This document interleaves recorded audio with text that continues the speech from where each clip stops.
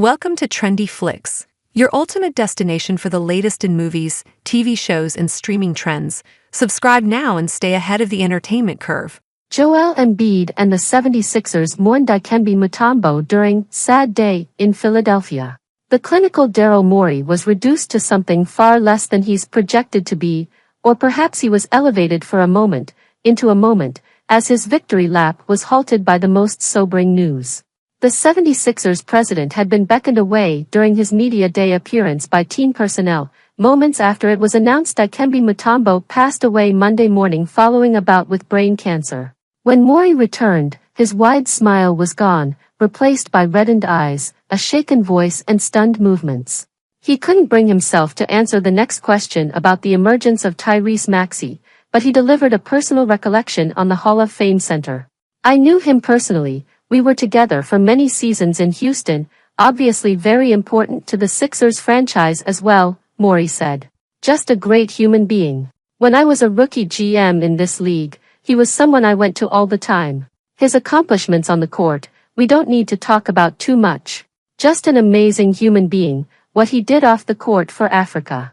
It was the 76ers' acquisition of Mutombo in 2001 following an outstanding performance in the Eastern Conference's comeback win in the All-Star game that buoyed him from Atlanta to Philadelphia, the catalyst in the franchise's improbable run to the NBA Finals that June. He was the Defensive Player of the Year that season, his fourth such honor, and even though that team could muster just one win against the powerful Los Angeles Lakers, it's remembered fondly because of Mutombo, and of course Allen Iverson and coach Larry Brown, and its scrappy mentality, along with two seventh-game triumphs in getting to the finals. Philadelphia hasn't been to the finals since. 76ers star Joel Embiid called Mutombo a role model. "It's a sad day, especially for us Africans," Embiid said.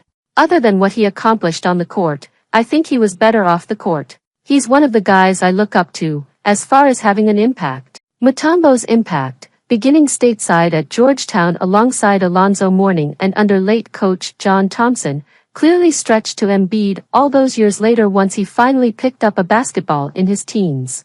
Embiid's recent regular seasons have been hall-worthy, but he's still searching for that Mutombo clutching the ball and cradling it moment like he did in Seattle in 1994 when Mutombo's Denver Nuggets shocked the top-seeded Supersonics in the first round, the first ever 1-8 upset. Embiid has had different iterations of teammates after he's reached elite status.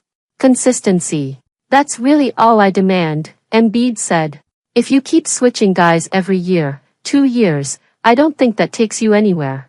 If you look at some of the teams who've won, they've been together for a while. For me, it's all about consistency." Embiid has been the constant, but he hasn't been able to carry the 76ers over the hump. He gutted out Bell's palsy against the Knicks in the first round, gamely scoring 33 a night while Maxey ran circles around everyone defending him.